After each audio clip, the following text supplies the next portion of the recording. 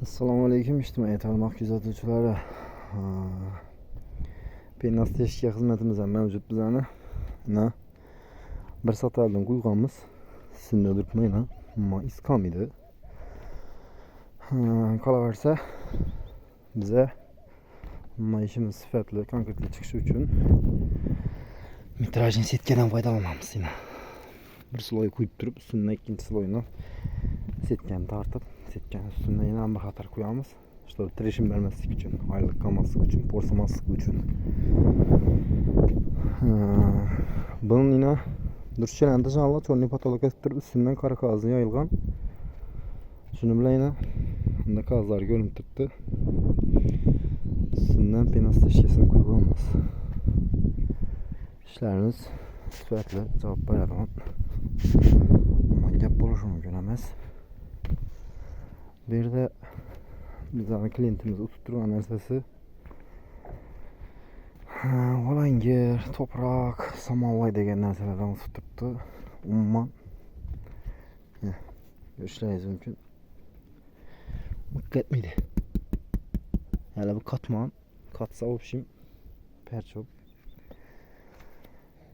terengop kat kalalı.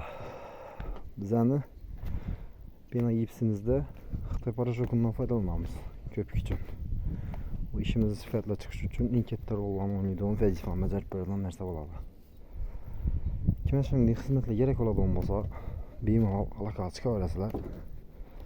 Borib, yurib, maslahatlashib, ish oladigan bo'lsa, o'zlarimiz bilganimizcha aqlimizni berib ish ko'ramiz deb maslahat berib bilamiz. Bu yerimiz rujina hali свежий. 20 minutlar oldu bana koyulganına. Gipsimiz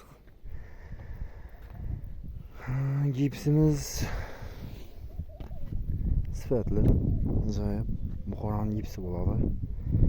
Gips terlashlarni yo'nalishtirma, gipsni ham ko'p rollarni bajarib beradi bu yerda. Leksiya kirishi, qatishi umuman zo'r. Gips terlaridan Toshkent gipsini olib qo'ymaman, Toshkent gipsi sifatliroq bo'ladi. Hizmetlerimiz nasip etse şurada az yine kaldı. 2 sloy koyu versak üstüne az yine bitti. Çitlerinden en az akon yetip kuyuğamız. Bir an tarafından hoca şibir kakadı. Onlar ikilerini karkazlarını kakık ettiler. Şu kuyup bolsak erten nasip etse şibirlerini kakaveradilar. Görüp güzetip olaraklar yangi videolarını, yangi bir işlerini sizlere görsatishda davom ettirib boraveramiz. Sog' bo'ling, salomat bo'ling.